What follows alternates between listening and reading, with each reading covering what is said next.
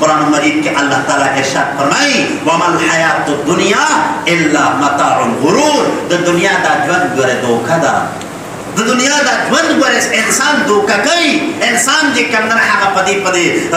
پړکه پړوکه پدې رونق باندې اخته شي آخرت ته نه هیر شي رونو عرض مې دا کو چې دنیا ګوره پانی ده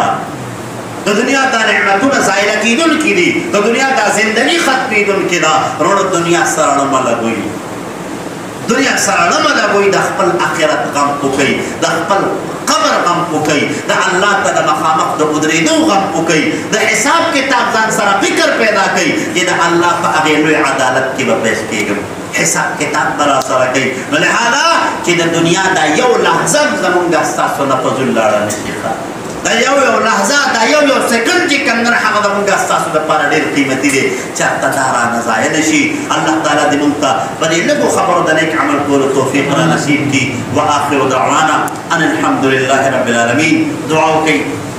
مولا کریم دا کومې صحیح خبرې چې ما وکړې اول پرې ما ته بیا ټول مسلمانانو د عمل کولو توفیق نصیب کړه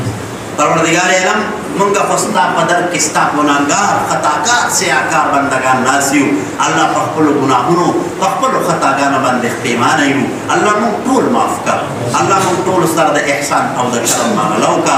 مولا کریم من تا پخپل طول گناہونو دا توبے دا جڑا دا استغفار و دا ندامت توفیق را نصیب کر الہ العالمین من طول دا آخرت طالبان جوڑ کا اللہ دا دنیا طالبان مجوڑو پروردگار علم د خپل آخرت د خپل قبر د حساب کتاب او د پل صراط الله د هغې غم را سره پیدا کړ یا رب العالمین موږ ټولو ته خپل رضا نصیب کا دې مجلس کې دا څومره ملګري ناست دي الله دنیا او آخرت بل اخیسته کا یا رب العالمین څومره پکې بیماران دي تمامو ته صحت ورکا بې اولادو ته اولاد ورکا الله څومره ملګري پکې راغلي دي الله ضروریات پي مشکلات پي پریشانۍ پي هغه ولا د خپلو غیبو خزانو برابر کا الله موږ سارد احسان او د کرم معامله وکړه اللهم صل على سيدنا ومولانا محمد وعلى ال سيدنا ومولانا محمد وبارك وسلم ربنا تقبل منا انك انت السميع العليم وتب علينا انك انت التواب الرحيم برحمتك يا ارحم الراحمين اجا سنت نیکی رسول الله